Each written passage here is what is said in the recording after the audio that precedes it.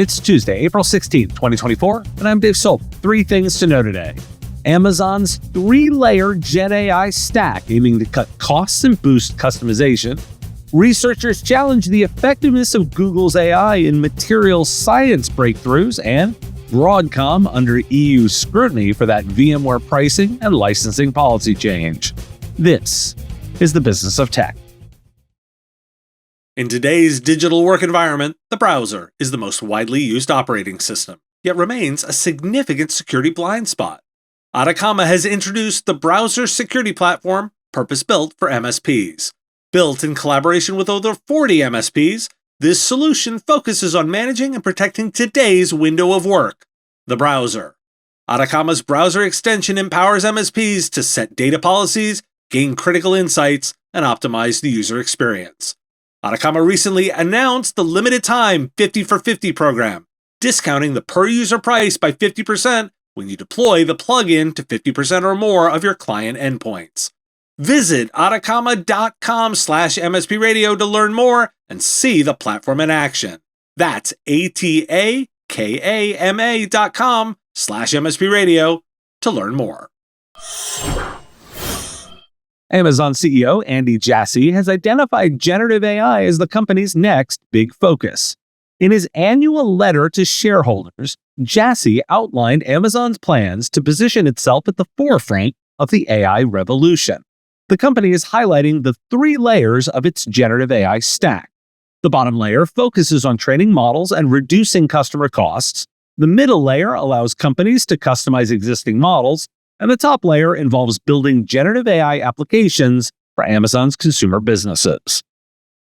OpenAI has released an updated version of ChatGPT, GPT-4 Turbo, which offers improvement in writing, math, logical reasoning, and coding. The new model uses conversational language to provide more direct and less verbose responses. It has also an updated knowledge base and was trained on data up to December 2023. Also, OpenAI's GPT-4 Turbo has reclaimed the Best AI Model title from Anthropic's Claude 3 in the Large Language Model Systems Organization's chatbot arena. The updated version of GPT-4 Turbo, GPT-4 Turbo 2024-0409, is leading in the overall coding and English categories, showcasing improvements in coding, math, logical reasoning, and writing capabilities. According to a report by Productive, ChatGPT has become the most prevalent shadow IT application, surpassing other popular tools like LinkedIn, Canva, and Adobe Acrobat. And from the Decoder, OpenAI CEO Sam Altman is pitching ChatGPT Enterprise to large corporations, highlighting the advantages of working directly with the company, accessing the latest models, and having more options for custom AI products. According to Gartner Research, by 2028, 3/4 of enterprise software engineers will use some form of generative AI code assistant. While these tools can lead to increased job satisfaction and retention, actual efficiency gains may vary.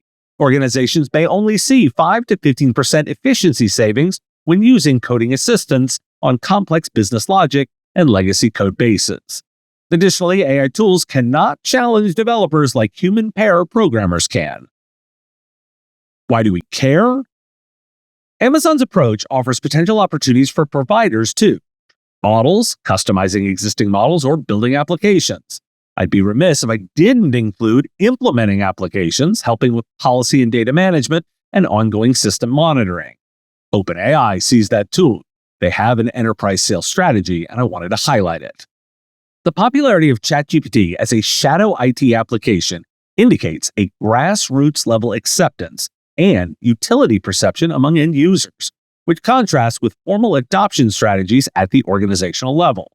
It suggests a need for companies to align their IT strategies more closely with actual user preferences and practices, harness the full potential of AI tools. Adobe plans to allow customers to bring third-party AI models into its professional image and video programs, including Premiere Pro. This move comes amid a debate over the legality and ethics of generative AI among artists and creators.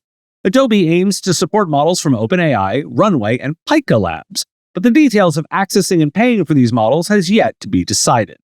The company's commercially safe promise and the inclusion of AI-generated images in its stock image portfolio has faced criticism. However, Adobe believes that supporting third-party models is necessary to provide greater versatility to its customers. Google's outfit DeepMind claimed to have discovered millions of new materials using deep learning.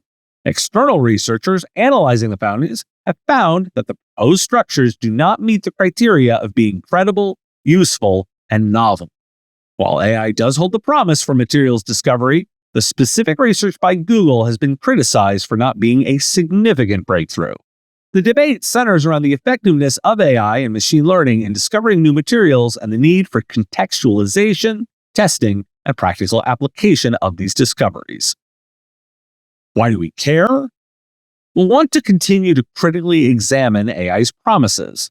I'm convinced they will exist, but note that in the previous story, I cited 5 to 15% increases for programmers. That's great, and also incremental. The legality and ethics of generative AI in creative professions are still hotly debated topics, concerns about authorship, originality, and the economic implications for traditional creators. The trick now is to minimize your customers' exposure. There's some good news. That debate is happening in the open.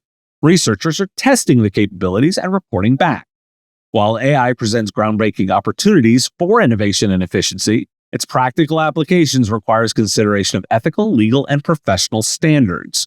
For businesses and professionals in the technology and creative sectors, key takeaway is the importance of maintaining a balance between leveraging AI's potential and ensuring that its integration respects existing frameworks and adds genuine value. Measuring genuine value, now there's a skill you can differentiate yourself to customers with. From Reuters, EU antitrust regulators are questioning Broadcom about changes to VMware's licensing conditions following complaints from EU business users and a trade group. The changes allegedly resulted in price increases, rebundling of licenses, and a ban on reselling licenses. Broadcom has announced changes in response, including reducing the price of VMware Cloud Foundation and standardizing pricing across cloud providers. Why do we care?